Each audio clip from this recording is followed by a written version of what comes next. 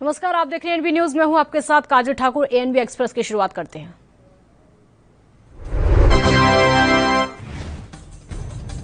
Pegasus जासूसी कांड को लेकर संसद के अंदर और बाहर विपक्ष का जमकर हंगामा हुआ। शुक्रवार सुबह भी कांग्रेस, डीएमके और शिवसेना के सांसदों ने संसद परिसर में गांधी मूर्ति के सामने इसी मुद्दे पर प्रदर्शन किया। इन सांसदों ने पेगासस मामले की सुप्रीम कोर्ट निगरानी में गठित न्यायिक जांच समिति से जांच कराने की मांग की।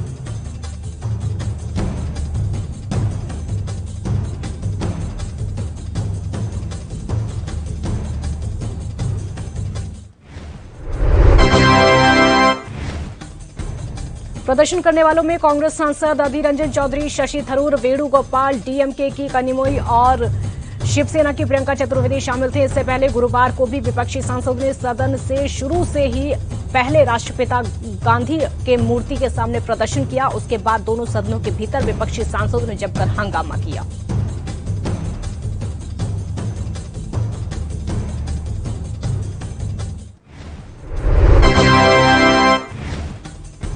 राज्यसभा में आईटी मंत्री अश्विनी वैष्णव से बदसलूकी करने के मामले में टीएमसी सांसद शांतनु सेन को राज्यसभा से निलंबित कर दिया गया। शुक्रवार को सदन में प्रस्तावित पारित होने के बाद राज्यसभा के सभापति एम वेंकैया नायडू ने कहा कि सांसद शांतनु सेन को इस बाकी बचे पूरे सत्र के लिए सस्पेंड किया जाता है।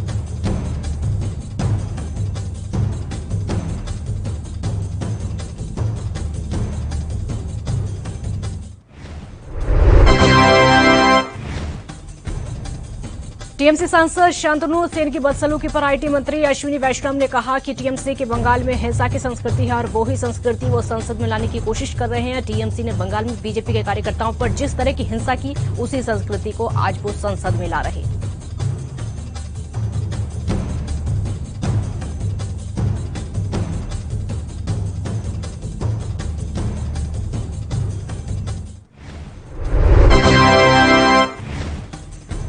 नवजोत सिंह सिद्धू ने आज पंजाब कांग्रेस के नए अध्यक्ष के रूप में पदभार ग्रहण कर लिया। इस मौके पर मंच पर सीएम अमरिंदर सिंह, पूर्व प्रदेश अध्यक्ष सुनील जाखड़ और कांग्रेस के नेता हरीश रावत भी मौजूद रहे। मौके पर सिद्धू ने कहा कि मैं सीएम के साथ कंधे से कंधा मिलाकर काम करूंगा।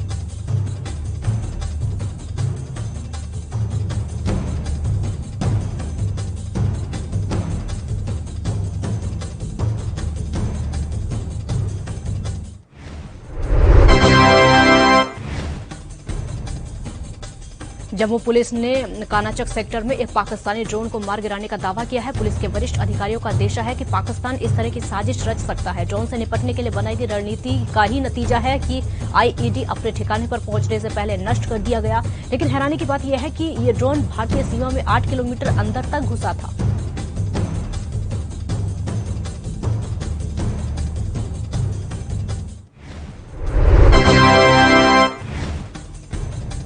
महाराष्ट्र के मलाड में लैंडस्लाइड से कम 36 लोगों की मौत हो गई है। रायगढ़ की जिलाधिकारी निधि चौधरी के हवाले से बताया गया कि मलाड के तलाई गांव में 32 लोगों की मौत हुई है, जबकि 4 लोगों की मौत सुतारवाड़ी गांव में हुई है। रिपोर्ट के मुताबिक कम से कम 35 घरों पर लैंडस्लाइड की वजह से पहाड़ की चट्टान आ गिरी।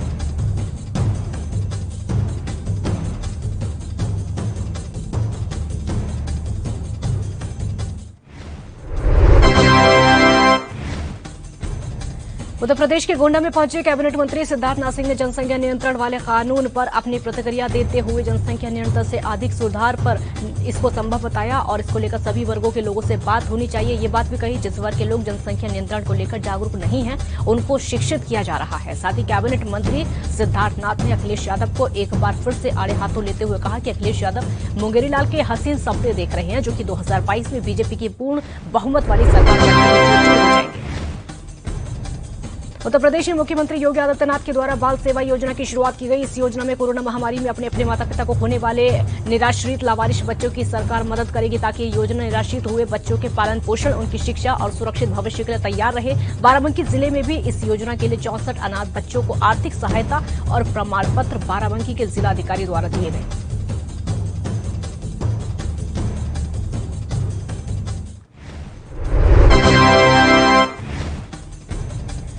देश में 2 दिनों के बाद एक बार फिर से कोरोना का आंकड़ा बढ़ा है। 40,000 से कम केस दर्ज हुए हैं। आपको बता दें कि शुक्रवार सुबह स्वास्थ्य मंत्रालय की ओर से जारी आंकड़ों के अनुसार पिछले 24 घंटों में 35,342 नए कोरोना के केस सामने आए हैं और 483 संक्रमितों की जान चली गई है। देश में कोरोना एक्टिव की संख्या 4 लाख से ज्यादा बनी हुई है। कुल 4,05,000 लोग अभी भी कोरोना वायरस से संक्रमित है, जिनका इलाज फिलहाल चल रहा है। प्रधानमंत्री नरेंद्र मोदी ने भारतीय एथलीटों को एक बार फिर से बधाई दी। उन्होंने ओपनिंग सेरेमनी को देखते हुए लाइव तस्वीर ट्वीट की। उन्हें भारतीय दल को बधाई देते हुए देखा गया।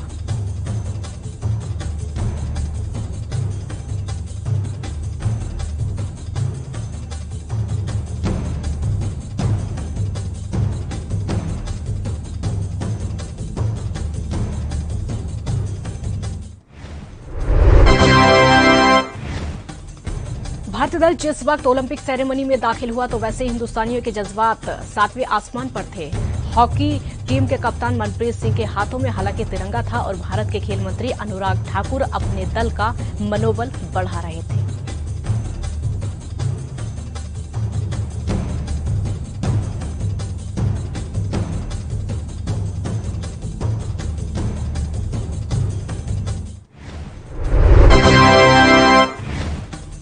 टोक्यो ओलंपिक में जिस पल का इंतजार 130 करोड़ देशवासियों का था, वो आ गया। भारतीय तिरंगा शान से लहराता हुआ आज देखा गया। टोक्यो नेशनल स्टेडियम में आज तिरंगा लहराया। टीम का हौसला अफजाई करने खेल मंत्री अनुराग ठाकुर मौजूद रहे। इस उद्घाटन समारोह की थीम है आगे बढ़ना।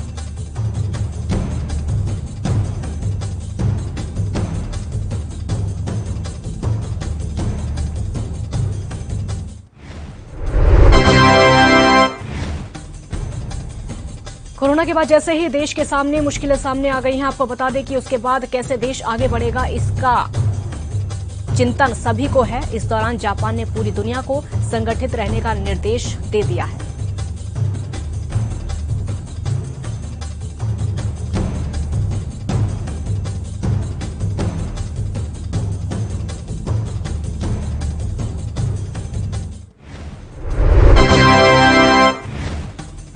उत्तर प्रदेश की सियासत में ब्राह्मण हमेशा से ही एक डिसाइडिंग फैक्टर की भूमिका निभाते चले आ रहे हैं और यही वजह है कि 2022 के विधानसभा चुनाव से ठीक पहले ब्राह्मणों का मान सियासी दलों में बढ़ गया है। तभी ब्राह्मणों को लेकर बसपा ने जो सोशल इंजीनियरिंग का फॉर्मूला 2007 में चलाया था, एक बार फिर से ब्राह्मण वोट बैंक के सहारे उसी फॉर्मूले को दोहराने की तैयारी में पार्टी है।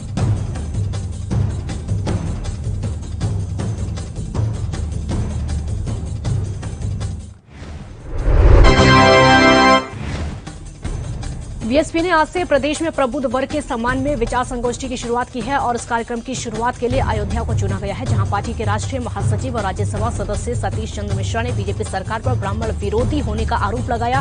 बीएसपी के मिशन 2022 का आगाज किया।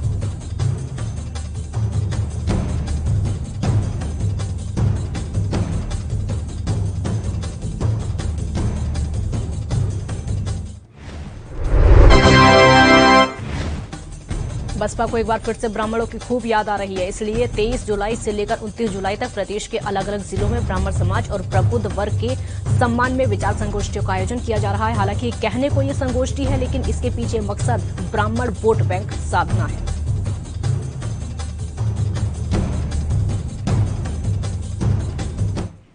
एक छोटे से ब्रेक के लिए यहां पर रुकेंगे, जल्द हाजिर होंगे।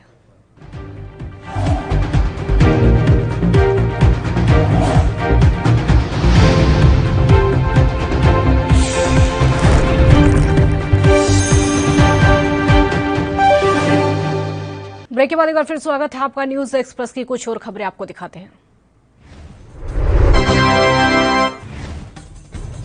साल 2013 से ही उत्तर प्रदेश में हाई कोर्ट ने जातीय सम्मेलन का जिस तरीके से आयोजन किया जा रहा था उस पर रोक लगा दी थी, इसलिए बसपा ने अपने ब्राह्मण सम्मेलन का नाम बदलकर प्रबुद्ध समाज के सम्मान में विचार संगोष्ठी रख दिया है। अयोध्या में आज पार्टी के राष्ट्रीय महासचिव सतीश चंद्र मिश्रा ने रामलला का आशीर्वाद लेकर पार्टी के मिशन 2022 का आगाज किया।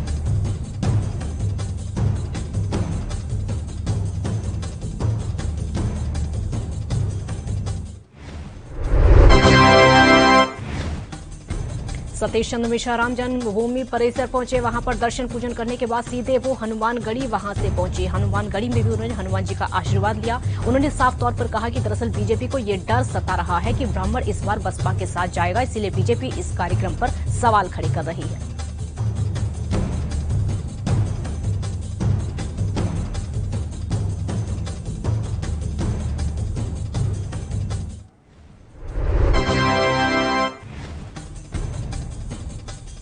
केंद्र सरकार ने लोकसभा में बताया कि घरेलू कोविड टीका निर्माताओं के साथ खरीद समझौते शुरू करने में कोई देरी नहीं हुई। इसने कहा कि सप्लाई ऑर्डर के लिए कंपनियों को पूर्व भुगतान भी कर दिया गया है। लोकसभा में कांग्रेस सांसद राहुल गांधी और टीएमसी के सांसद माला रॉय के एक सवाल के लिखित जवाब में स्वास्थ्य राज्य मंत्री भारती प्रवीण पवार ने ये जानकारी दी।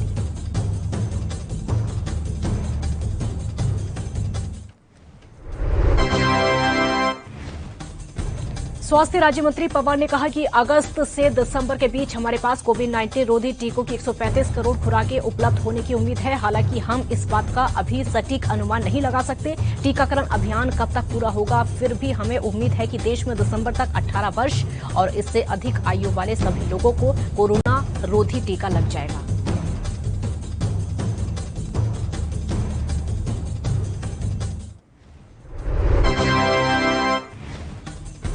टीकाकरण कार्यक्रम पर खर्च की गई धनराशि को लेकर भारती प्रवीण पवार ने बताया कि अभी तक इस कार्यक्रम में 9,725.15 करोड़ रुपए खर्च किए जा चुके हैं। इसमें टीकों की खरीद और उनके ऑपरेशनल कॉस्ट भी शामिल हैं।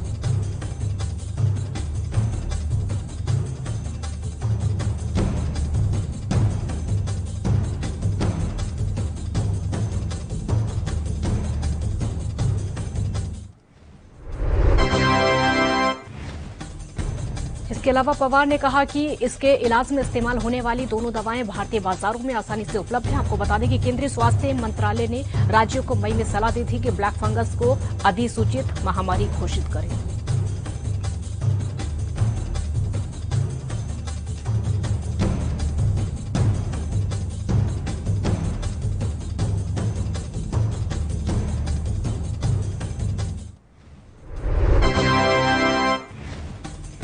पर्यावरण राज्य मंत्री अश्विनी चौबे ने कहा कि इस साल की शुरुआत में जारी हुई मसौदा अधिसूचना के आधार पर कुछ निर्धारित सिंगल यूज प्लास्टिक वस्तुओं का उत्पादन, आयात, भंडारण, वितरण, बिक्री और उपयोग पर 1 जनवरी 2022 से प्रतिबंध लग जाएगा।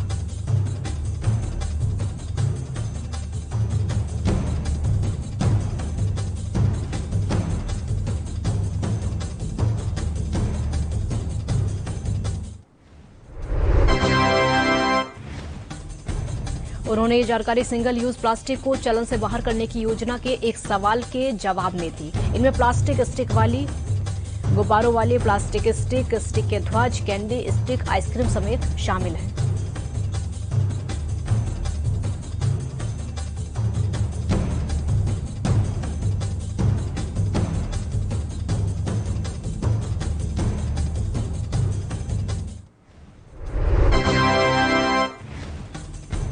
एक जनवरी से जिन वस्तुओं का उपयोग समाप्त किया जा सकता है इनमें ईयरबड की प्लास्टिक स्टिक, गुब्बारों, आइसक्रीम और कैंडी की स्टिक, प्लास्टिक के झंडे आदि शामिल हैं। वहीं 100 माइक्रोफोन से प्लास्टिक से बने प्लेट, कप, ग्लास, कांचे, चम्मच, चाकू, स्ट्रो, कंटेनर और कंटेनर के ढक्कन समेत ट्रे का उपयोग अगले साल जुलाई से बंद हो सकता है।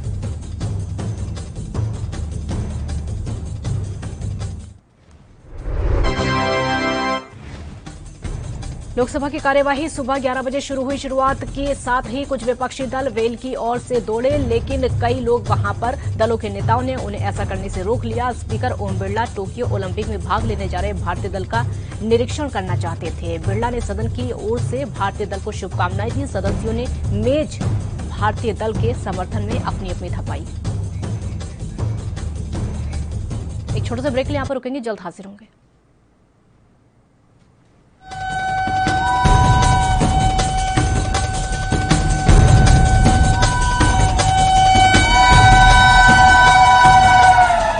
इसके तुरंत बाद ही कांग्रेस, टीएमसी और शिरोमणि अकाली दल के कई सदस्य सदन के वेल के पास इकट्ठे होकर नारेबाजी करने लगे।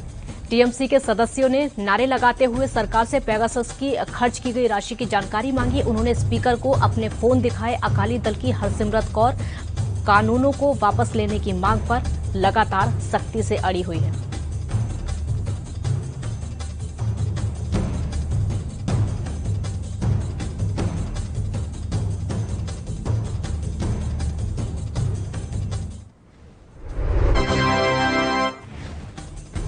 स्पीकर ओम बिरला ने कहा कि स्वास्थ्य मंत्री कोरोना टीकाकरण अभियान पर जवाब दे रहे हैं और सदस्यों को उनकी बात सुननी चाहिए। उन्होंने मास्क नहीं लगाया हुआ था। कुछ सदस्यों की ओर इशारा करते हुए कहा कि वायरस अभी खत्म नहीं हुआ है, आप क्या संदेश दे रहे हैं? कृपया कोविड दिशा निर्देशों का पालन करें। आपको समय आने पर अपने सभी मुद्दों को उठाने का अवसर दिया जाएगा।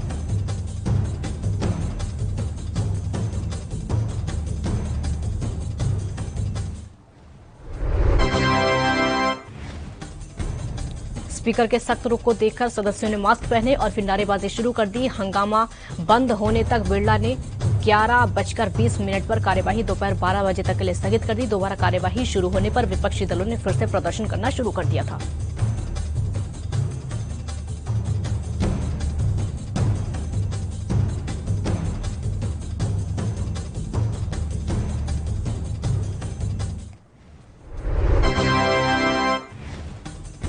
राज्यसभा के चेयरमैन एम वेंकैया नायडू ने सदन में आईटी मंत्री के बयान के प्रति छीनकर फाड़ देने की घटना को देश के संसदीय लोकतंत्र पर हमला बताया। उसके साथ ही उन्होंने सदस्यों से सदन की कार्यवाही को सुचारू रूप से चलने देने की अपील की, जिससे अर्थपूर्ण चर्चाएं हो सके। इसके साथ ही उन्होंने सदन में हुए इस घटनाक्रम पर विचार करने के लिए सदस्यों से कई सवाल पूछे।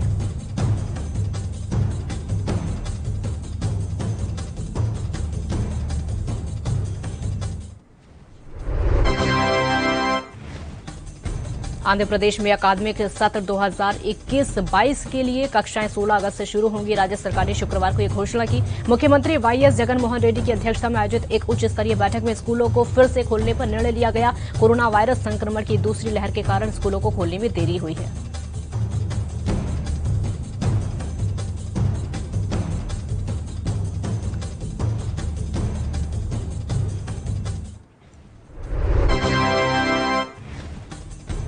मुख्यमंत्री कार्यालय की ओर से जारी बयान के अनुसार सरकार नई शिक्षा नीति 2020 के क्रियान्वयन पर एक विस्तृत दिशा निर्देश सरकार 16 अगस्त को ही पेश करेगी।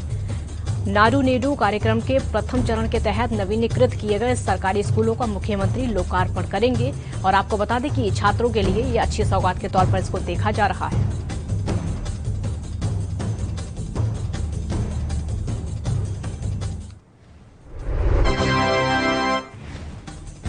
बयान में कहा गया है कि नई शिक्षा नीति 2020 के तहत PP1 से लेकर कक्षा 12वीं तक के स्कूलों को 6 श्रेणियों में वर्गीकृत किया जाएगा। जगन मोहन रेड्डी ने कहा कि 2020 के लाभ के संबंध में व्यापक जागरूकता फैलाई जाए। खासतौर पर अभिभावकों के बीच किसी तरह के शक या आशंकाओं का कोई स्थान नहीं होना चाहिए।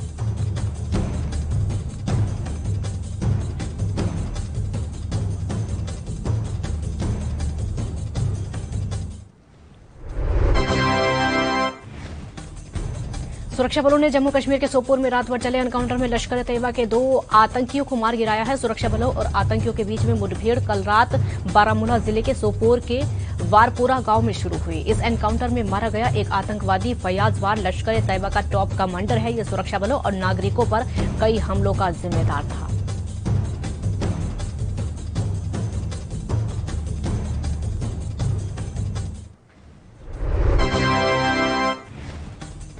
केंद्रीय स्वास्थ्य मंत्रालय ने गुरुवार को बताया कि राज्यों, केंद्र शासित प्रदेशों और निजी अस्पतालों के पास फिलहाल वैक्सीन की 3.20 करोड़ से ज्यादा डोज उपलब्ध हैं। मंत्रालय ने कहा कि राज्यों और केंद्र शासित प्रदेशों को अब तक 43 करोड़ डोज से ज्यादा टीके उपलब्ध कराए जा चुके हैं और 7 लाख डोज देने की प्रक्रिया चल रही है। सरकार टीकाकरण की रफ्तार बढ़ाने के लिए प्रतिबद्ध है।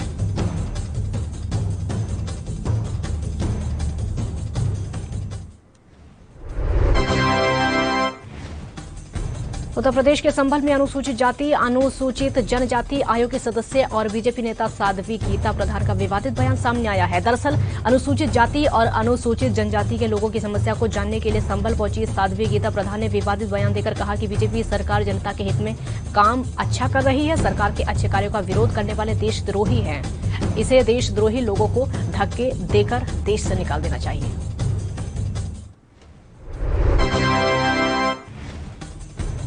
महाराष्ट्र के कई जिले बारिश की चपेट में आ चुके हैं, जिसमें सांगली की कृष्णा नदी पूरी तरीके से उफान पर है। आसपास के इलाके पूरी तरीके से जलमग्न हो चुके हैं। मंत्री सजेत पाटिल ने मीडिया से बात करते हुए कहा कि कोल्हापुर जिले में 10 जगहों पर हेलीपैड बनाए गए हैं, जरूरत पड़ने पर इन्हें इस्तेमाल किया जाएगा। साथ ही उन्होंने कहा कि मुंबई और पुणे से कर्नाटक के लिए यातायात रोक दिया चाहिए, जिस तरीके के हालात हुए हैं उसको बिगड़ने से रोका जा सके। महाराष्ट्र के अमरावती जिले में पिछले 48 घंटे से बारिश हो रही है। लगातार बारिश के चलते धान की बुवाई पूरी तरीके से बर्बाद हो चुकी है। आसपास के जितनी भी छोटी नदियां हैं पूरी तरीके से उफान पर हैं। अपनी क्षमता से ज्यादा वो बाढ़ के पानी को संभाल रही हैं, लेकिन खतरा कभी भी बढ़ सकता है। मेलघाट के कई पुल ब्रिटिशकालीन हैं और उनकी कम ऊंचाई के कारण पुलों से पानी बह रहा है।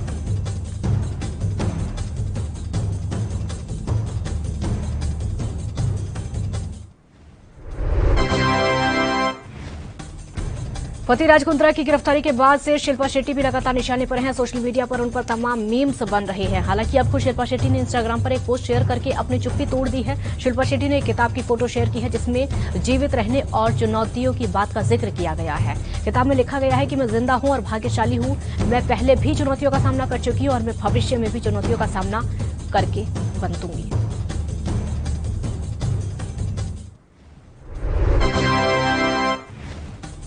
पंजाब के जगरांव सीआईएफ स्टाफ पुलिस ने क्षेत्र के 4 शराब तस्करों को सफलतापूर्वक गिरफ्तार किया है और गिरफ्तार शराब तस्करों के पास से हरियाणा ब्रांड की A250 कार्टन शराब के साथ एक ट्रक और एक स्विफ्ट कार बरामद की गई है। इसके बारे में बात करते हुए पुलिस अधिकारी का कहना है कि इन शराब तस्करों को गांव चचरारी में स्थापित चेकपोस्ट के दौरान पकड़ा गया और ये लोग हरियाणा से सस्ती शराब लेते थे जो कि पंजाब में ऊंचे दामों पर बिकती थी। यूपी के बलिया से जहां बासहीर मार्ग पर लुटेरों ने पेट्रोल पंप के मैनेजर के साथ लूटपाट की वारदात को अंजाम दिया। आपको बता दें कि 2 बाइक सवार लुटेरों ने पेट्रोल पंप के मैनेजर से 8,88,000 रुपए लूट लिए और मैनेजर पर चाकू से हमला कर दिया। आपको बता दें कि मैनेजर पेट्रोल पंप की बिक्री की रकम बैंक में जमा करने जा रहा था जिस वक्त इस वारदात को अंजाम दिया गया। वहीं घायल मैनेजर को जिला अस्पताल में भर्ती कराया गया है। मौके पर पहुंची पुलिस ने मामले की जांच शुरू की। धर्मनगरी वृंदावन में शुक्रवार की सुबह दर्दनाक हादसा हो गया। यहां यमुना में डूबने से 2 किशोरों की मौत हो जाने से परिवार में कोहराम मच गया। परिजनों के अनुसार ये दोनों किशोर गहरे दोस्त थे और रोजाना सुबह गांधी पार्क में टहलने के लिए जाते थे। शुक्रवार की सुबह पुनीत और आलोक घर से टहलने के लिए निकले थे और महर्षि देवरा बाबा घाट पहुंच गए, जहां यमुना स्नान के दौरान आलोक गहरे पानी में चले जाने से डूबने लगा तो उसे बचाने के प्रयास में पुनीत भी डूब गया।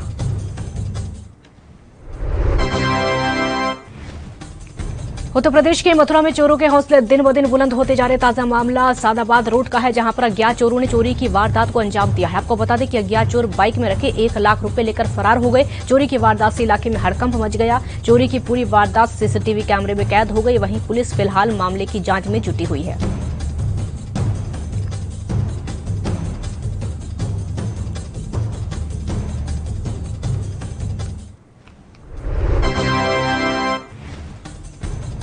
पंजाब में मोगा के एक गांव लोहारी के पास में दुर्घटना का मामला सामने आया है जहां 2 बसें आपस में टकरा गई। हादसे में 7 लोगों की मौत हो गई है तो वहीं दर्जनों लोग गंभीर रूप से घायल हो गए हैं। आपको बता दें कि नवजोत सिंह सिद्धू की ताजपोशी के कार्यक्रम में जा रही बस और पंजाब रोडवेज की बस में भिड़ंत हो गई। प्रत्यक्षदर्शियों की माने तो सिद्धू की ताजपोशी के लिए जा रही बस तेज रफ्तार से ओवरटेक करके जा रही थी जिसके चलते हादसा हुआ।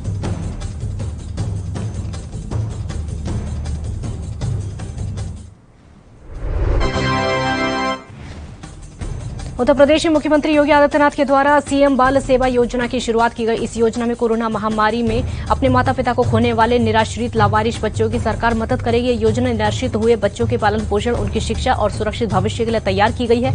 बाराबंकी जिले में भी इस योजना के लिए 64 अनाथ बच्चों को आर्थिक सहायता और प्रमाण पत्र बाराबंकी सरकार के द्वारा और जिलाधिकारी के द्वारा दिए जाएंगे।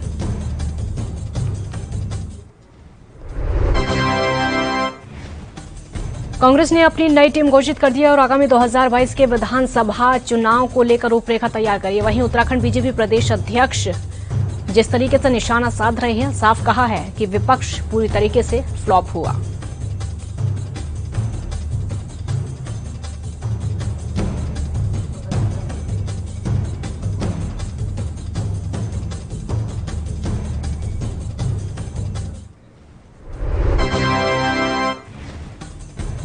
प्रदेश अध्यक्ष मदन कौशिक ने कहा कि लोकतंत्र में जिस तरह से जनादेश मिलता है उस जनादेश के अनुसार जनता में विश्वास पैदा करना होता है और 4.5 सालों में कांग्रेस ने उस विश्वास को खो दिया है। बतौर विपक्ष कांग्रेस में आपसी कलह, आपसी लड़ाई और आपसी झगड़े की ही जनता अब तक देख पाई है। पश्चिम बंगाल विधानसभा के नेता प्रतिपक्ष शुभेंदु अधिकारी और सीएम ममता बनर्जी के बीच जारी विवाद थमने का नाम नहीं ले रहा है। शुक्रवार को शुभेंदु अधिकारी ने ममता सरकार पर राजनीतिक बदला लेने का आरोप लगाते हुए कलकत्ता हाईकोर्ट में याचिका दायर करके अपने खिलाफ दर्ज सभी क्रिमिनल केसों को सीबीआई के हवाले करने की मांग की।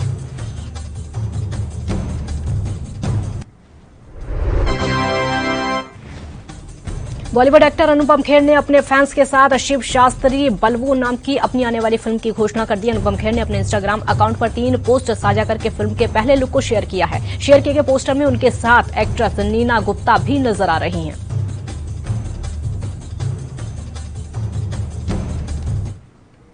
एएनबी एक्सप्रेस से फिलहाल इतना ही। देश और दुनिया की बाकी खबरों के लिए आप देखते रहिए एएनबी न्यूज। नमस्कार।